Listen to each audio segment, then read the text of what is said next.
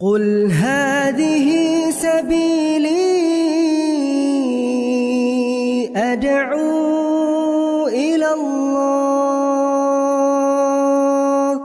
Assalamualaikum warahmatullahi wabarakatuh. Alhamdulillah kita ketemu lagi di channel pemberantas kemaksiatan kaum muslimin.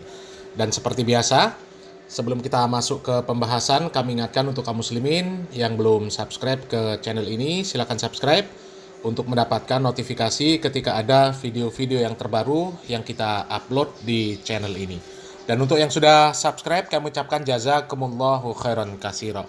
Dan kaum muslimin, akhirnya Pak Dahlan Iskan angkat suara untuk menanggapi kabar bahwa dirinya ini telah murtad keluar dari agama Islam. Yang memang kalau kita lihat dari dua video yang sebelumnya sudah kita bahas, yaitu video Pak Dahlan Iskan ketika berpidato di Komplek Al-Zaitun, di Masjid Komplek Al-Zaitun, yang terang-terangan menyatakan bahwa dirinya telah tergabung ke dalam keanggotaan sebuah aktivis dari agama yang namanya Buddha Seci, di mana agama tersebut tidak memperbolehkan pemeluknya untuk membuat tempat ibadah, kemudian tidak memperbolehkan pemeluknya untuk melakukan ibadah apapun. Ini agama yang benar-benar aneh dan membagongkan. Kemudian video yang kedua adalah Pak Dahlan Iskan melakukan sebuah ritual ibadah di kelenteng, di mana kalau ditinjau dengan syariat Islam, orang Islam melakukan ritual ibadah agama selain Islam itu mutlak, hukumnya kafir, keluar dari Islam. Karena jelas-jelas itu melakukan ibadah kepada selain Allah. Itu hukumnya kafir kaum muslimin. Kemudian menanggapi beredarnya video tersebut, Pak Dahlan Iskan ini angkat suara melalui sebuah tulisan, di mana tulisan tersebut dimuat di berbagai media pemberitaan. Ini situs pemberitaan ini banyak sekali yang memuat tulisan dari Pak Dahlan Iskan untuk menanggapi kabar bahwa dirinya murtad keluar dari agama Islam. Kita ambil dari halaman berita radarsukabumi.com kaum muslimin. Ini dia kaum muslimin. Dan kalau kita melihat halaman-halaman berita kaum muslimin yang memberitakan tentang perkara ini, ini judulnya sama persis, karena memang sepertinya ini judul yang dibuat oleh Pak Dahlan Iskan. Sedih tidak? Ini dimuat 13 Oktober 2024. Jelas ini ditulis oleh Dahlan Iskan. Coba kita baca kaum muslimin ya. Baik juga sesekali medsos memperdebatkan soal-soal yang mendasar. Sedih tidak? Bisakah kebaikan datang dari semua agama? Atau hanya ada satukah kebenaran, daripada misalnya medsos terus sibuk membahas soal berapa ukuran BH yang bisa membuat payudara tetap kencang. Lebih 5 jam di atas kereta cepat ini saya punya waktu membaca banyak WA yang masih terselip di bawah layar. Kemarin dari Shenzhen ke Fuqing. Anda sudah tahu Fuqing, kota tempat lahirnya konglomerat terbesar Indonesia, Lim Sio Liong almarhum, diberikan gelar almarhum sama Pak Dahlan Iskan. Salah satu WA yang terbaca itu dari teman lama, sesama alumni Tempo, juga sama-sama pengelola pesantren. Setelah dari Tempo, sama-sama pula memimpin koran. Saya ke Jawa Pos, ia ke Republika. Namanya Ahmadi Toha. Sudah begitu lama saya tidak menerima kiriman WA-nya. Kini Ahmadi sibuk mengurus 3 pesantrennya. Luar biasa, 3 pesantren. Satu di Cirebon yang ia dirikan sejak masuk Tempo tahun 1987. Satu lagi di Gadok, Ciawi. Dan yang ketiga di Sukabumi yang ia dirikan di saat pandemi COVID-19. WA yang ia kirim panjang, menyangkut agama anak Pak Iskan yang lagi viral itu. Rupanya ia kirim WA dari Cirebon, dari pesantrennya Mambaul Ulum yang punya santri mukim 1.000 orang dan santri kalong 3.500 orang. Pesantren itu letaknya tidak jauh dari pesantren Bina Insan Mulia yang terkenal itu. Ahmadi rupanya juga seperti Anda, menerima kiriman video entah dari mana tentang suami menantunya Pak Iskan itu yang lagi viral. Lalu video lama pun yang dulu juga viral jadi ikut viral, ya, jadi ikut viral lagi, nebeng keviralan video agama tanpa sembahyang itu. Tentu saya tidak mampu menjawab satu persatu WA itu. Untungnya banyak orang sudah memberikan penjelasan seolah mewakili saya. Salah satunya Ahmadi Toha. Ia seperti tahu isi jawabannya itu pasti saya setujui. Untuk menjawab teman-temannya itu, Ahmadi tidak bertanya pada saya. Ia justru bertanya dulu ke ChatGPT. Pertanyaan yang ia ajukan ke ChatGPT adalah apakah tindakan Dahlan Iskan seperti itu merupakan sembahyang atau ibadah. ChatGPT menurut Ahmadi menjawab begini, itu bukan sembahyang atau ibadah, hanya sebuah ritual penghormatan. Ahmadi sendiri alumni pesantren Al-Amin Perenduan yang disebut Gontornya Madura. Ia angkatan keempat, masih era harus menanak nasi sendiri, belum ada listrik, pakai lampu teplok. Setelah tamat Al-Amin, Ahmadi harus mengabdi 2 tahun mengajar tanpa gaji, seperti itu pula tradisi di Gontor Ponorogo. Setelah itu, ia ingin masuk IAIN Sunan Kalijaga Yogyakarta atau UGM, ditolak. Alasannya hanya lulusan pondok, masih ikut aturan lama. Padahal secara keilmuan, banyak pun sarjana IAIN yang tidak sehebat dirinya. Sambil lontang-lantung di Jogja, Ahmadi menerjemahkan kitab-kitab klasik seperti Muqaddimah, ini ya, di kitab-kitabnya. Lontang-lantung tapi produktif. Ahmadi pun ke Jakarta, ia masuk Universitas Asy-Syafi'iyah sampai tingkat sarjana muda. Dari situ barulah bisa lanjut kuliah di IAIN Syarif Hidayatullah Ciputat, selesai 1996. Di Ciputat, Ahmadi aktif di HMI, mulai banyak pula menulis, sering dimuat di majalah yang didirikan Buya Hamka, Panji Masyarakat. Ya, ia juga mendirikan kelompok studi LSI. Ya. Nama LSI belakangan dipakai Denny J.A. dan Saiful Mujani. Keduanya sama-sama rekan aktivis Ahmadi. Di Jakarta, Ahmadi kenal dengan seniman teater Ahmad Baljun, diajak masuk Tempo, satu angkatan dengan Zaim Ukhrawi. Saya sudah meninggalkan Tempo saat itu, ditugaskan ke Jawa Pos. Setelah bertanya ke ChatGPT, Ahmadi ingin tahu lebih banyak kelenteng yang saya datangi. Ia bukan tipe orang yang lihat sekilas langsung bicara. Ia bukan kompor sumbu pendek. Hasil penelusurannya itu dia WA-kan ke saya. Ya, saya coba telusuri teks yang terpampang di altar itu. Saya memperoleh info dari Google bahwa bunyinya adalah ini. Ya. Lalu Ahmadi pergi ke ChatGPT lagi. Ini penjelasan ChatGPT.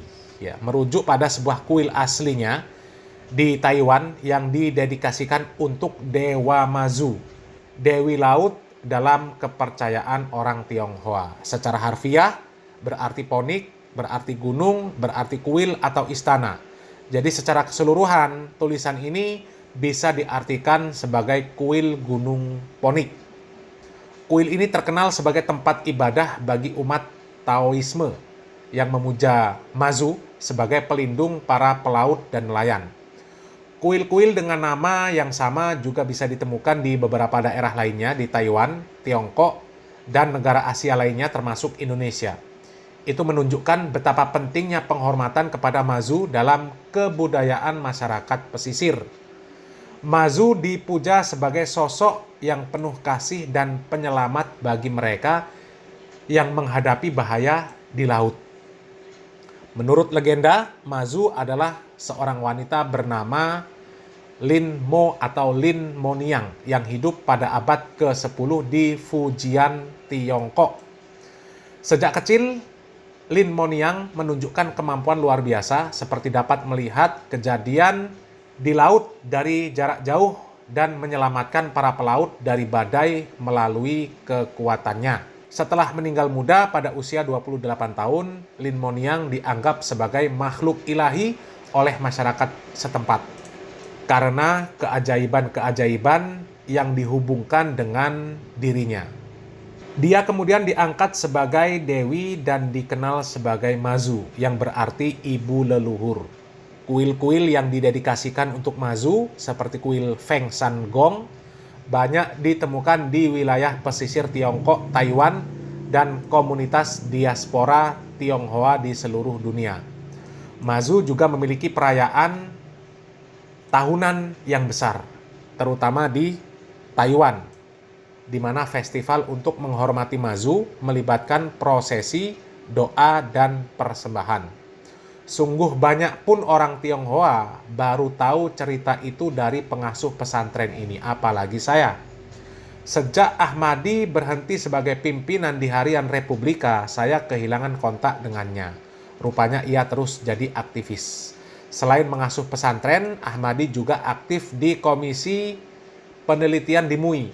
Juga jadi pengurus di beberapa ormas seperti PUI atau PIM, Pergerakan Indonesia Maju. Saya sedih, sebagian kawan di Komisi P3 MUI sampai menyebut Anda murtad, tulisnya. Saya tidak sedih. Baik juga sesekali medsos memperdebatkan masalah hubungan kemanusiaan yang mendasar. Untuk menutup tulisan ini, saya ingat foto saya di pabrik yang baru saya kunjungi di Shenzhen. Foto itu hadiah untuk Leong Putu. Pas banget. Saya berfoto di sebelah tulisan itu. Arti bebasnya, rumah tanpa istri tidak bisa disebut rumah. Kalau kita membaca secara keseluruhan, ya, tidak kita dapatkan penjelasan atau ketegasan dari Pak Dahlan Iskan, ya, apakah dia menolak berita tersebut, apakah membenarkan berita tersebut, ya, apakah dia telah murtad keluar dari agama Islam, ataukah dia masih beragama Islam. Padahal kalau dilihat dari video-video dari Pak Dahlan Iskan, itu jelas-jelas itu sudah perbuatan kufur, ya, perbuatan yang menyebabkan pelakunya keluar dari agama Islam. Ya, yang pertama, ikut mendakwahkan agama selain Islam dengan menjadi anggota aktivis dari gerakan agama tersebut. Yang kedua, melakukan ritual ibadah yang jelas-jelas itu bukan ibadah agama Islam, kaum muslimin. Ya, meskipun kita membaca tulisan dari Pak Dahlan Iskan tersebut, ya, melalui ChatGPT temannya yang katanya pimpinan pondok pesantren itu, kaum muslimin, ya, itu disebut bukan ibadah, tapi bentuk penghormatan kepada dewi, kepada dewanya orang beragama selain Islam itu. Entah agama apalah. Ya, kami nggak ngurus agama apa. Yang jelas, ya, selain Islam, maka tidak akan diterima oleh Allah Subhanahu wa Ta'ala. Inna dina indallahil Islam. Ya. Jadi meskipun itu bukan disebut ibadah, tapi sekedar penghormatan saja, itu pada hakikatnya ibadah. Karena dengan melakukan ritual tersebut, ya, mereka berkeyakinan mendapatkan manfaat dari apa yang mereka lakukan tersebut. Memang ibadahnya seperti itu. Ya. Memuliakan, menghormati dari dewa-dewa mereka, dewi-dewi mereka. Jadi meskipun disebut itu bukan ibadah, sekedar penghormatan, itu sama saja. Hakikatnya itu ibadah. Karena dengan seperti itu mereka berkeyakinan akan mendapatkan pertolongan dari Dewi Mazu tersebut, ya, orang yang katanya mati muda 28 tahun itu, yang katanya sakti, yang katanya hebat, bisa melihat jarak jauh di tengah lautan, bisa menolong orang yang sedang mengalami bahaya di tengah laut, dan jelas-jelas itu diangkat menjadi dewi, ya. Kalau laki-laki dewa, kalau perempuan dewi, ya jelas itu penghormatan, itu namanya ibadah. Melakukan ibadah seperti itu hukumnya kafir. Nggak boleh umat Islam melakukan ibadah orang kafir, ya, jelas. Lagian itu temannya itu katanya pimpinan pondok pesantren, ya, apakah dia tidak meneliti kitab-kitab yang ada di pesantren, ya, apa saja pembatal-pembatal keislaman. Nah, kalau orang jelas-jelas ikut gabung di sebuah komunitas, sebuah agama, ikut mendakwahkan agamanya, lebih-lebih ikut ritual ibadahnya, itu kan jelas dilarang di dalam syariat Islam. Itu sama saja ikut memuliakan, ikut memuja sesembahan orang kafir. Ya jelas kafir. Sudah meyakini apa yang disebutkan oleh orang kafir, ya, tentang Mazu tadi, ikut pula ritual menghormatinya. Apa nggak kafir namanya, kaum muslimin? itu jelas kafir. Ya. Jadi kalau Pak Dahlan Iskan itu sengaja melakukan yang seperti itu, dengan sadar, dengan mengetahui bahwa itu adalah perbuatan yang menyebabkan seseorang murtad, ya, maka sudah mutlak murtad keluar dari Islam.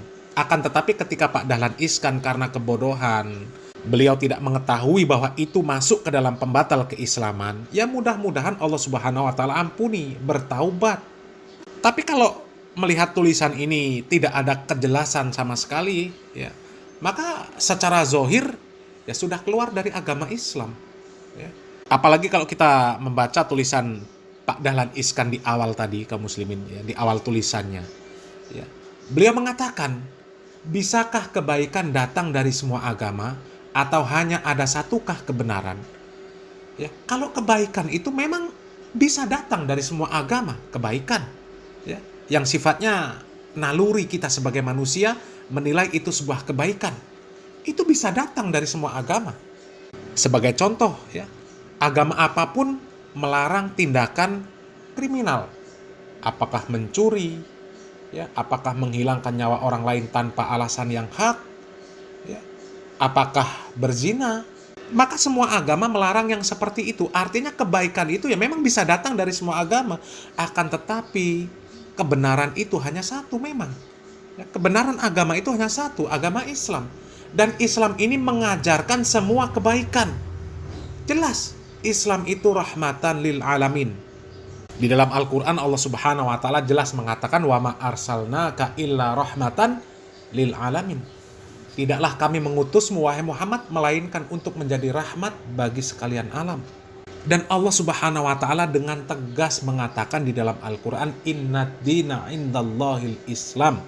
Sesungguhnya satu-satunya agama yang benar, agama yang diterima oleh Allah Subhanahu wa taala adalah agama Islam.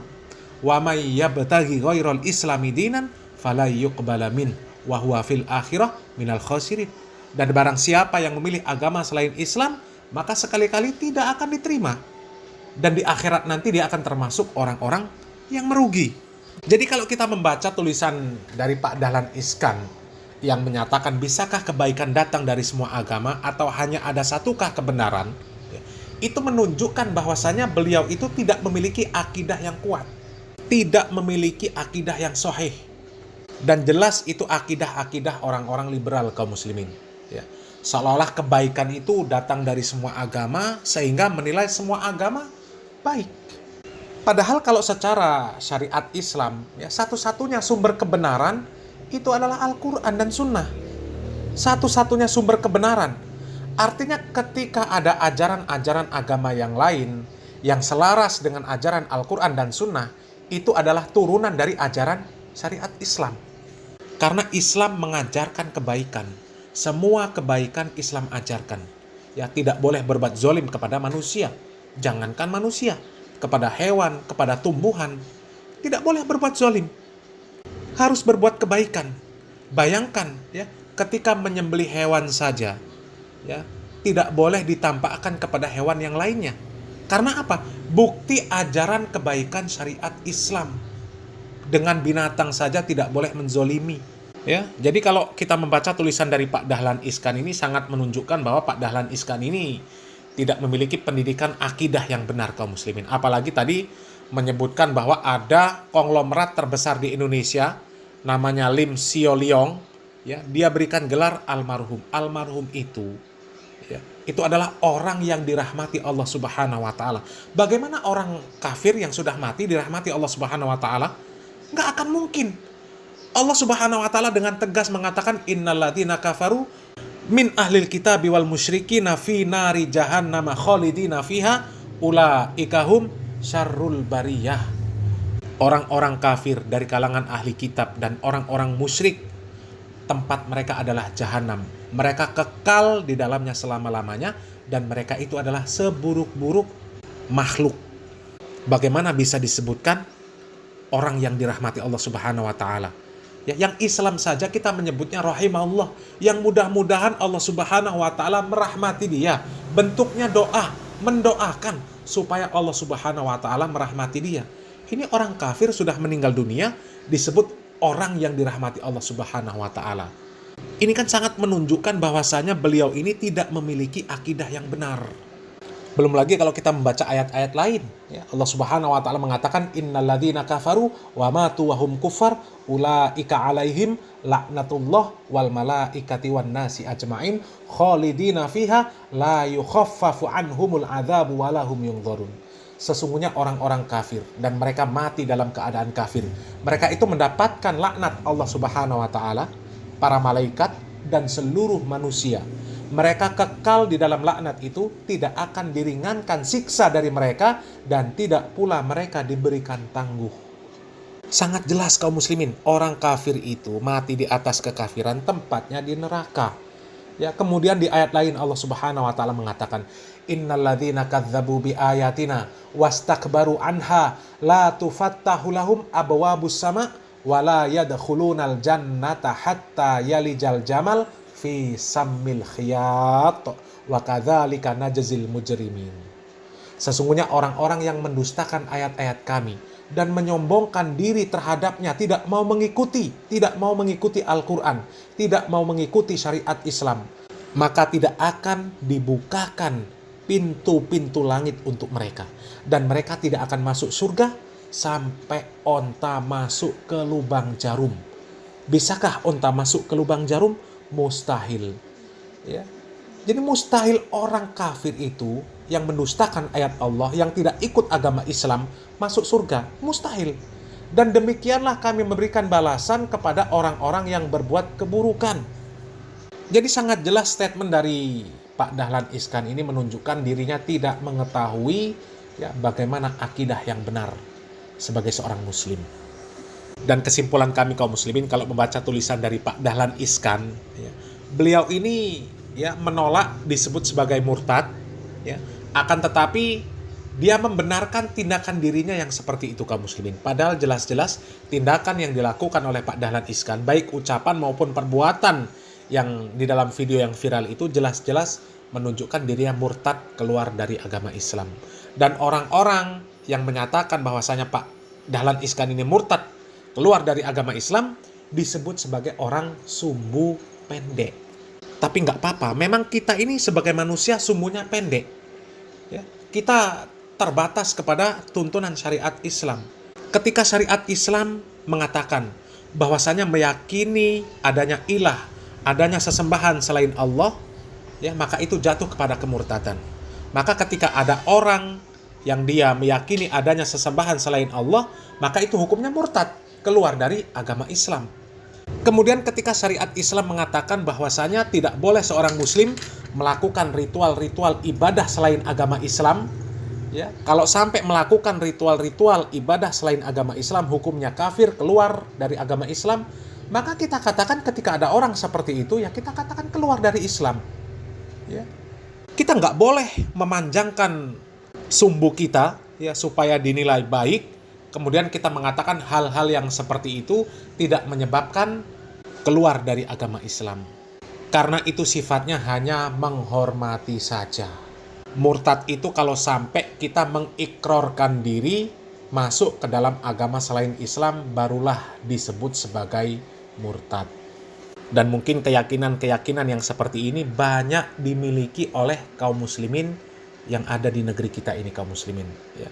Mereka menganggap bahwasanya murtad itu, ya, kalau pindah agama, kalau melakukan perkara-perkara yang mereka sebut toleransi, apakah itu ikut ritual ibadah, apakah itu membantu dakwah mereka, itu tidak murtad, ya, karena tidak keluar dari agama Islam. Na'udzubillah min dzalik, ya.